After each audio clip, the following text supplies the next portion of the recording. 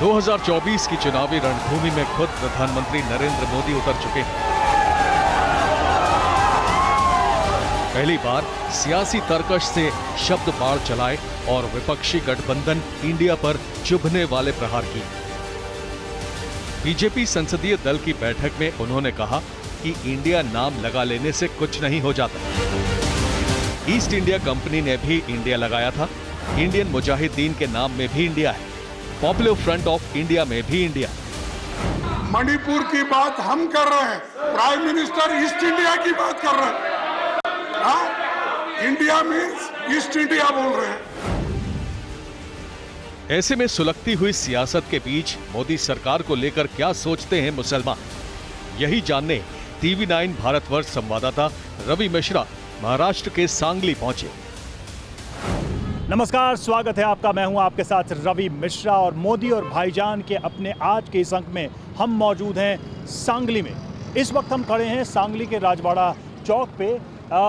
राजवाड़ा चौक बहुत ही फेमस है और बताया जाता है कि यहाँ के जो महाराजा थे जिन्होंने सांगली को बसाया, उन्हीं की प्रतिमा यहाँ पर है, उन्हीं की याद में इस चौक को बसाया गया। लेकिन हमारा मकसद ये है कि सांगली में हम यहाँ के मुस्लिम समाज के बीच, यहाँ के माइनॉरिटी कम्युनिटी के बीच जाएं और वही सवाल उनके सामने रखें कि नरेंद्र मोदी को लेकर वो क्या सोचते हैं।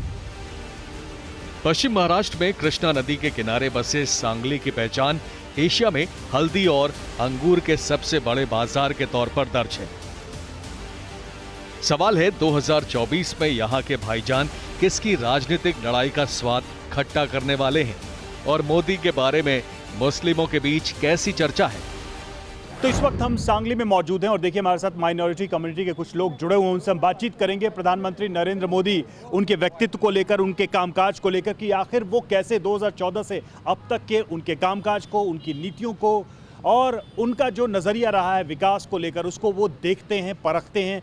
क्या कहना है उनका, कौन सी ऐसी बातें हैं जिसको लेकर वो काफ़ी पॉजिटिव हैं, कौन सी ऐसी बातें हैं जिनको लगता है कि इसमें और काम होने की ज़रूरत है या और बेहतर हो सकता है। ये तमाम मुद्दे विषय रखेंगे। हमारे साथ स्थानीय लोग भी हैं, उनसे हम बातचीत करेंगे इन्हीं विषयों पर। सबसे पहला सवाल आपसे मैं यही रख रहा हूँ कि प्रधानमंत्री नरेंद्र मोदी 2014 से ही इस पद पे हैं और देश का नेतृत्व कर रहे हैं। अब तक के कामकाज को आप कैसे देखते हैं? Narendra Modi as a prime minister आप कैसे उनको आंकते हैं? Narendra Modi as a prime minister, उनका कार्यकाल बहुत ही संतुष्टजनक रहा है।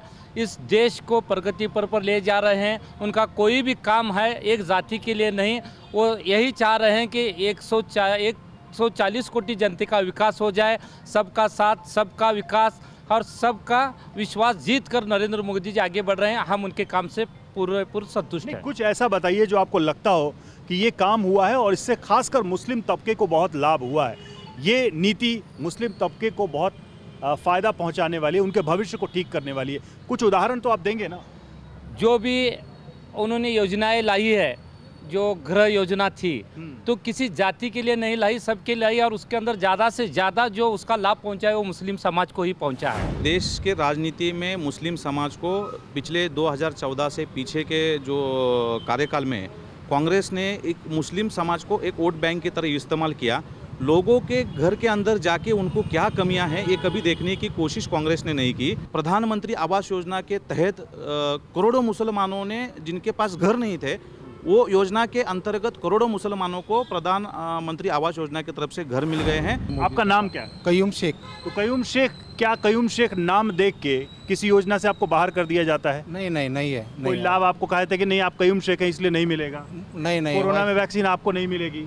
नहीं ऐसा नहीं है। तो फिर ये सब बात कहाँ से आती है कि पक्ष विरोधी पक्ष झूठ बोल रहे हो? वो जो कांग्रेस है, राष्ट्र जो आघाड़ी था ना, वो सब झूठ बोल रहे हैं। मोदी सरकार जो आए तब से मुस्लिम समाज को बहुत योजना मिल रही है। क्या इनकी बात से